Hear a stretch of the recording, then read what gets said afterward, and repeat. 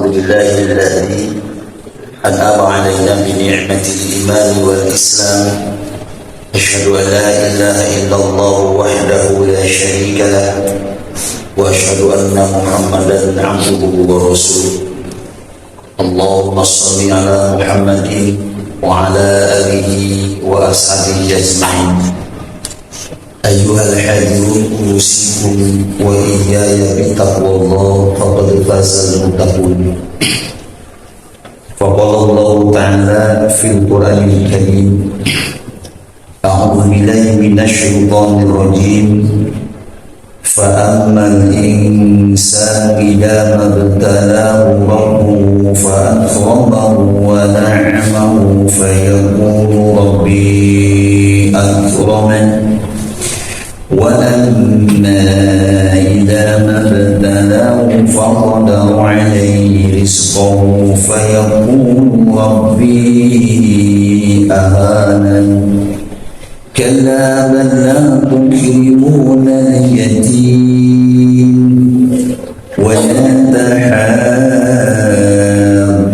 على طعام المسكين وتأكلون التراث أكلا لما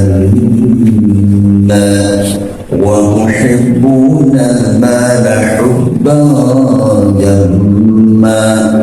كلا إذا دكت الأرض دكا دكا وجاء ربك والملك صفا صفا. Alayah jamaah Jumat rahimakumullah, sepantasnya lah pada siang hari ini kita memanjatkan puji dan syukur kepada Allah yang Maha Ghafur, yang senantiasa sibuk mengatur segala urusan makhluknya, termasuk urusan kita semua.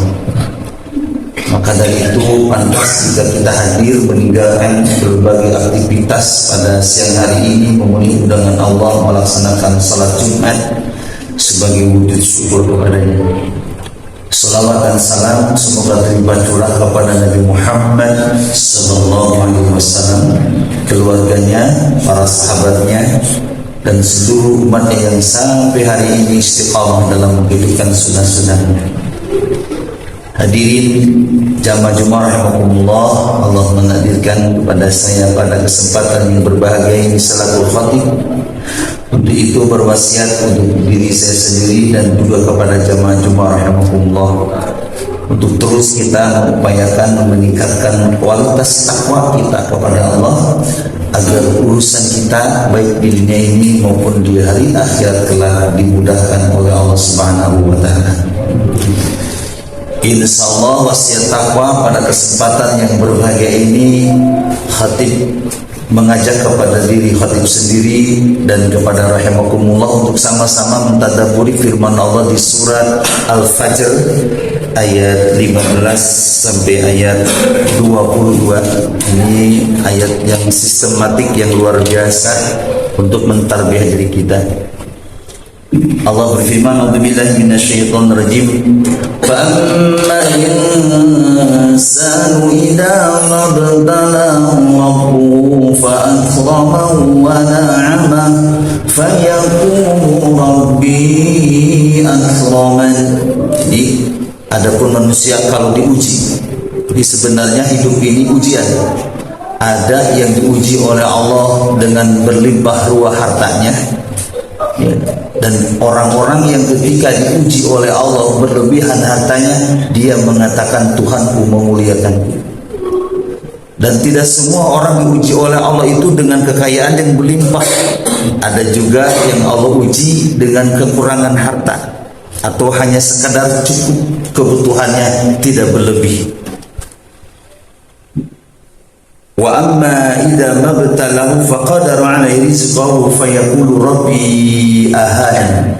Manusia-manusia yang diuji oleh Allah dengan keterbatasan rezekinya, maka dia akan mengatakan Tuhanku menghinakanku. Sehingga sering di masyarakat secara umum, yang kaya adalah mulia, yang miskin adalah hina. Ternyata pandangan ini segera diluruskan oleh Allah.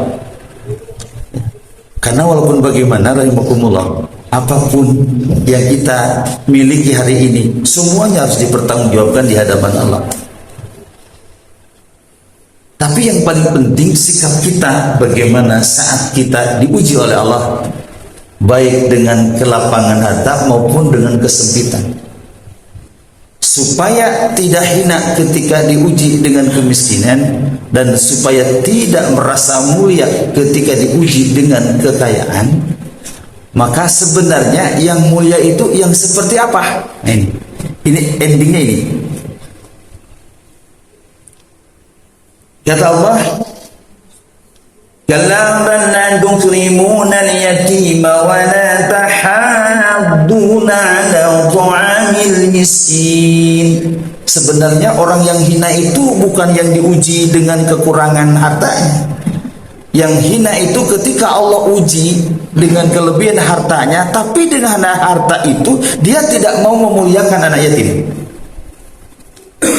Jadi kalau kita diuji oleh Allah dengan kekayaan, ingat, kalau ingin lulus ujiannya, jangan membiarkan anak-anak yatim. Ini kebetulan saya sebenarnya tinggal di Pengalengan, Pak. Banyak petani-petani sukses. Ternyata rahasia mereka, salah satunya mereka mengumpulkan anak-anak yatim untuk disantuni. Bukan hanya tiap tahun disantuninya, tapi dibiayai sekolah-sekolah. SD, SMP, SMA sampai bukan. Ini rahasia. Bahkan ada usaha di Bandung, perusahaan Robani, saya dapat bocoran sampai hari ini, walaupun kemarin kena COVID, tapi tetap masih ending, masih berjalan. Rahasianya apa? 10% ternyata dari keuntungannya adalah bagi anak-anak yatim dan duafa. Jadi sekali lagi Allah, makanya saat kita menerima harta, yakinkan dalam harta itu ada hak-hak mereka. Makanya ukuran kemuliaan orang beriman bukan di harta dan jabatannya, tapi ukuran orang beriman di tahajud dan berbaginya. Muliakan mereka. Sampai kata Nabi, jika kita bisa memuliakan mereka anak yatim, santuni, perhatikan seluruh kebutuhannya. Kalau bisa ada di rumah kita, kalau tidak di rumah panti barangkali, di pesantren, tapi kita full yang membiayainya, maka kalau di surga akan bersama Rasulullah seperti dekatnya dua jemari ini. Nih. Kemudian wala tahadduna 'ala ta'amil miskin. Kalau kita diuji kekayaan oleh Allah, bahkan sebenarnya ketika diuji pas-pasan juga, sebenarnya kita masih bisa berbagi, ya. Jangan membiarkan, makanya jangan sampai semua orang miskin itu supaya kaya. Jadi ternyata butuh di sekeliling kita itu ada orang-orang miskin. Karena ketika kaya semua, nanti ada masa. Dalam hadis disebutkan, nanti saat kepemimpinan Imam Mahdi, ya, bumi ini dipimpin nanti oleh Imam Mahdi, maka penduduk bumi semua merasa cukup, semua merasa kaya, karena mereka dengan pemberian Allah tidak merasa kekurangan. Karena penduduk nanti itu orientasinya akhirat, sehingga saat orang mau berinfak, mau bersedekah, tidak ada yang menerima. Jika hari ini masih ada sekeliling kita yang membutuhkan uluran di tangan kita, Masya Allah, ini kesempatan untuk meraih kemuliaan di pandangan Allah Subhanahu wa Ta'ala. Justru yang hina adalah yang tidak mau berbagi.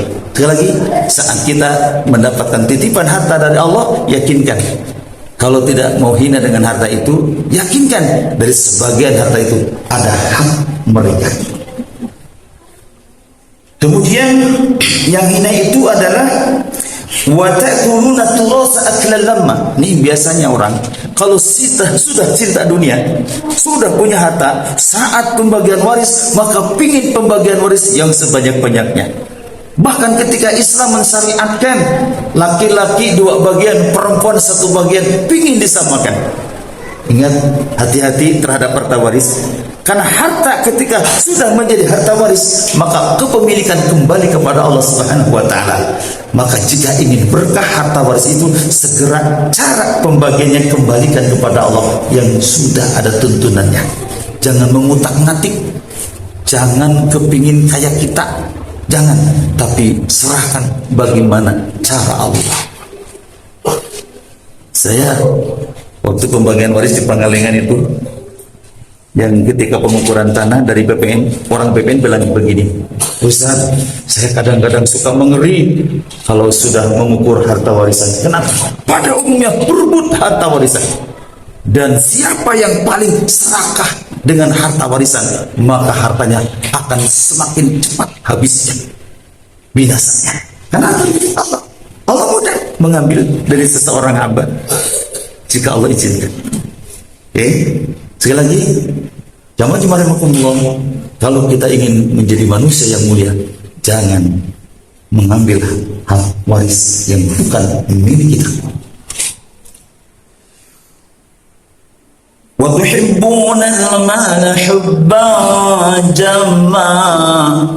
Nah, orang yang hina itu bukan orang yang diuji ketika datang kemiskinan, tapi orang yang hina ketika diuji dengan kekayaan, semakin cintanya kepada kekayaan, sehingga ingin menumpuk-numpuk, nggak mau berbagi, nggak mau memuliakan anak yatim. Yang ada, bagaimana saya punya harta di sini, saya sekian, paling senang, paling bangga, harta saya sekian miliar, harta saya sekian triliun. Ternyata itu hanya akan membawa kehinaan. Alhamdulillah, mudah-mudahan tidak ada dalam diri kita ya. Ini mah kalau ada, ini jangan dibiarkan. Ini celaka ini. Makanya ini metode sistematis tuntunan dari Allah yang luar biasa. Apa kata Allah? Kalla idza dukkatil ardu dakkan dakka. Apa kata Allah? Jangan dibiarkan anak-anak yatim. Jangan sampai tidak mau berbagi kepada orang-orang miskin. Jangan sampai berebut harta warisan. Jangan sampai harta itu ditumpuk-tumpukan. Kalaupun kita mau mencintai harta, bawalah harta itu pada kuburan. Saat meninggal, bawa semuanya. Punya rumah, bawa. Punya kendaraan, bawa. Bagaimana caranya? Sebagian dari harta itu segera wakafkan. Itulah harta yang akan kita bawa. Ini ingat. Kalau kata Allah, jangan.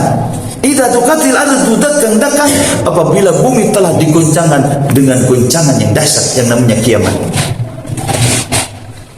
Jangankan kiamat ya, dengan gempa aja mau berantakan, sudah rumah yang harganya sekian miliar karena gempa rata, udah gak ada nilainya.